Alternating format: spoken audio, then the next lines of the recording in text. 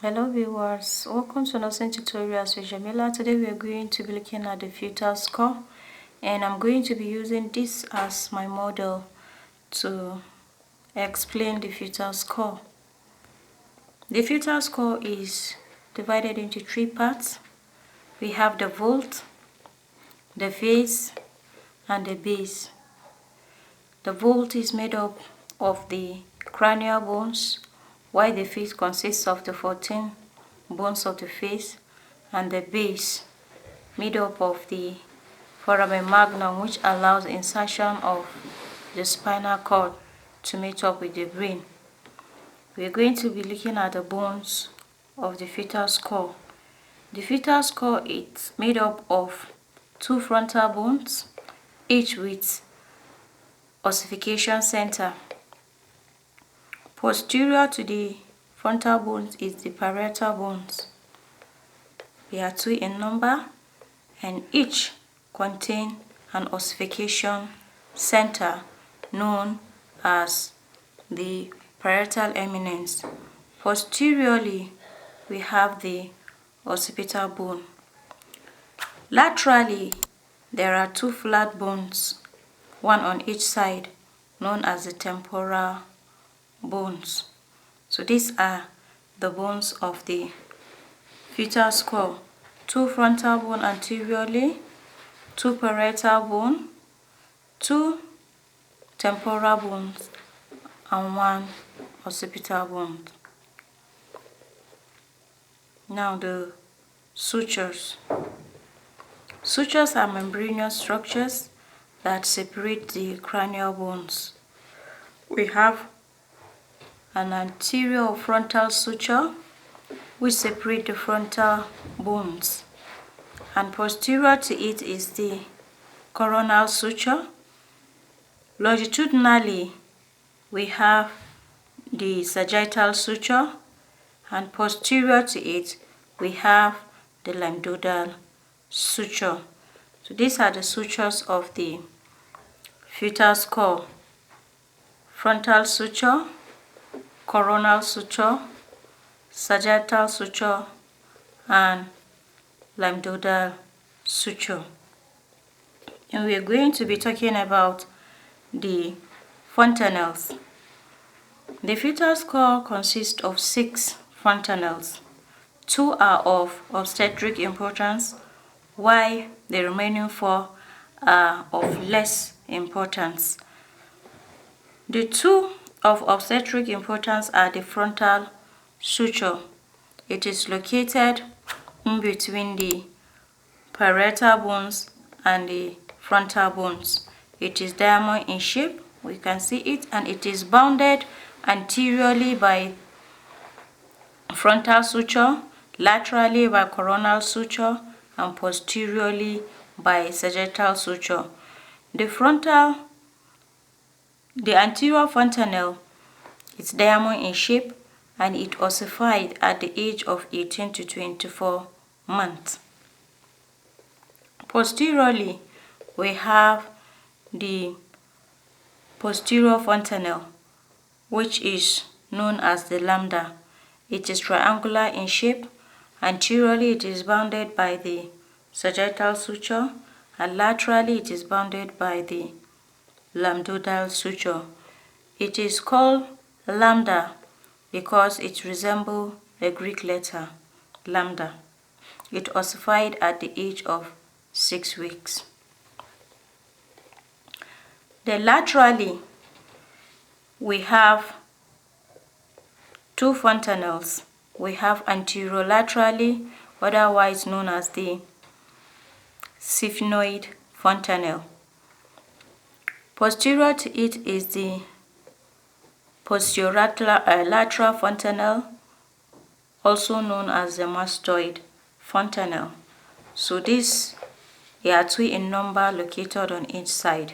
So these make up the 4 fontanelles of less obstetric importance.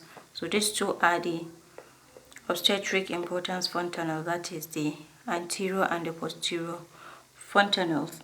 And we are going to be looking at the areas of presentation. Now the fetal skull is divided into 3 areas. We have the vertex. The vertex area, it consists from the lambda, from here to the bregma. So this, when the head is flexed, it's present with this, the vertex presentation. Then we have the sincifut, that is from the bregma to the glabella, the point in between the eyes. So from here to here is known as the brow presentation or sinciput.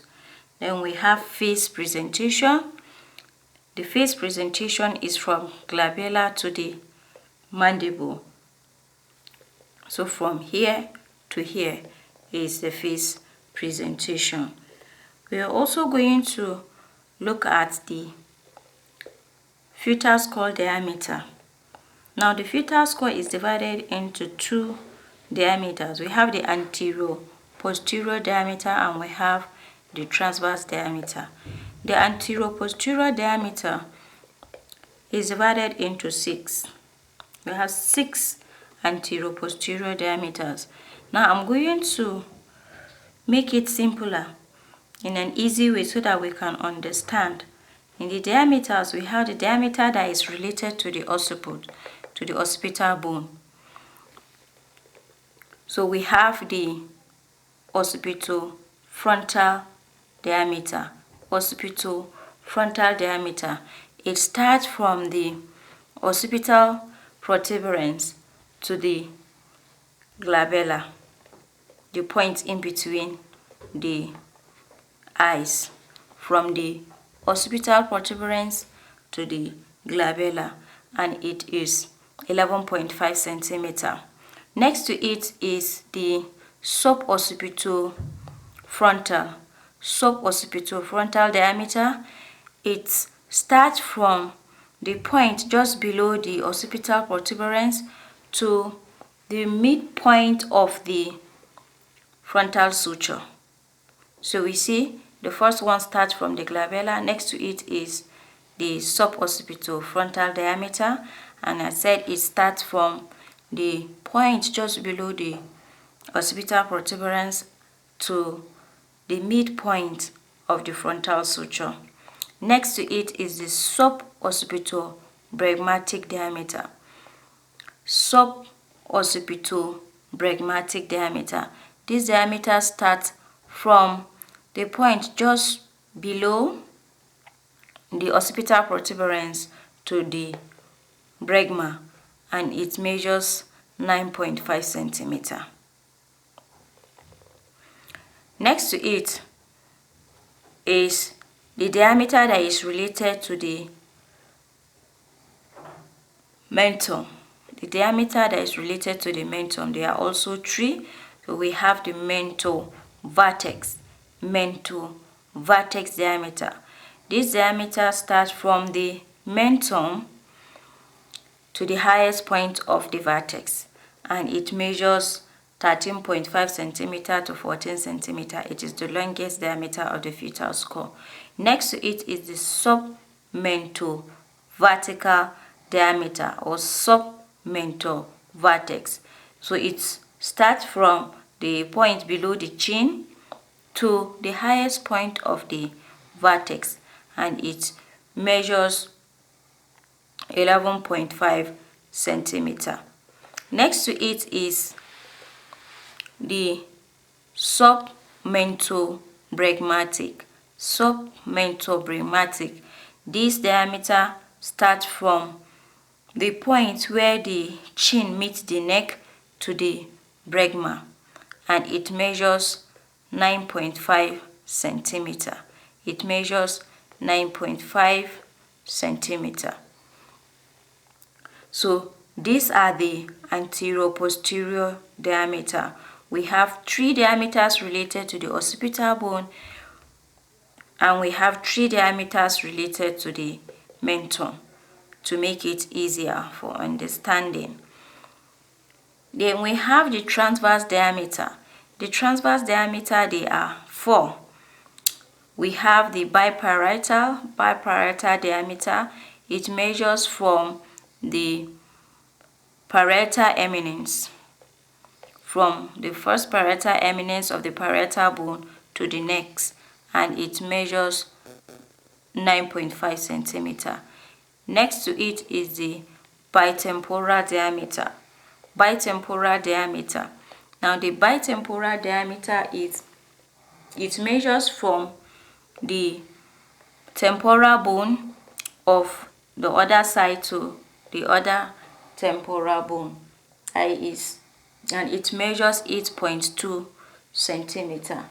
Next to it is the bimastoid diameter.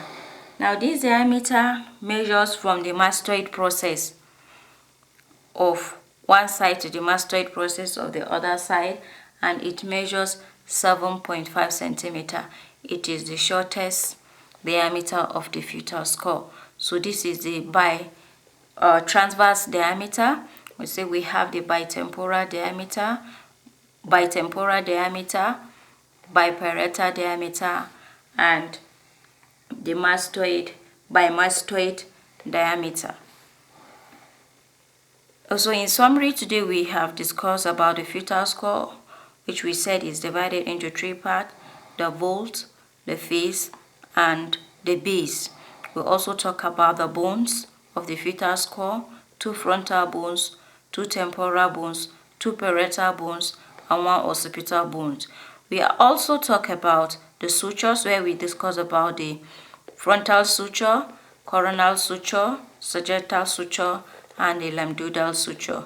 We as well talk about the fontanelles, where we discuss the 2 fontanelles that are of obstetric importance: anterior fontanelle and posterior fontanelle, as well as the anterolateral fontanelle and the posterolateral fontanelles. Then we'll talk about the diameter of the fetal skull, where we talk about the anteroposterior diameter, which is made up of 6 diameters, and we talk about the 3 diameters that are related to the occipital bones, where we have the occipitofrontal diameter, which measures 11.5 centimeter. Then we have the suboccipitofrontal, which measures 10 to 10.5 centimeter. Then we talk about the suboccipitobregmatic, which measures 9.5 centimeter. We also talk about the diameters related to the mentum, where we talk about the mentovertex, which measures 13.5 to 14 centimeter. It is the longest diameter of the fetal skull. And we talk about the submentovertex, which measures about 11.5 centimeter. Then we also talk about the submentobregmatic, which measures 9.5 centimeter. The transverse diameter include the biparietal diameter of 9.5, bitemporal diameter of 8.2, bimastoid diameter of 7.5. So this is in a nutshell about the fetal skull. If you have any question or any comment or any observation, you can subscribe to my channel.